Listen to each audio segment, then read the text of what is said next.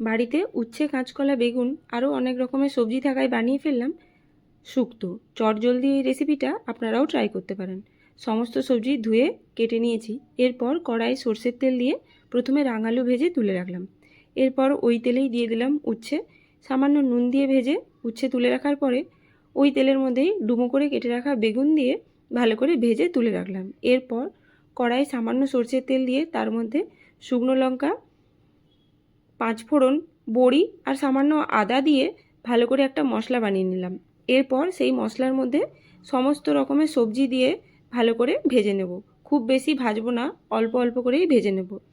নুন হলুদ দিয়ে ভালো করে ঢাকা চাপা দিয়ে রাখলাম। কিছুক্ষণ পর এর মধ্যেই আগে থেকে ভেজে রাখা সমস্ত সবজি, বড়ি আর ফোড়ন দিয়ে 1 চামচ সরষের গুঁড়ো দিলাম। এরপর 1 বাটি দুধ দিয়ে ঝোল ফুটিয়ে নিলেই ওপর থেকে ঘি আর 5 ফোড়নের ভাজা মশলা দিয়ে নামিয়ে ফেলুন চটজলদি শুক্তো।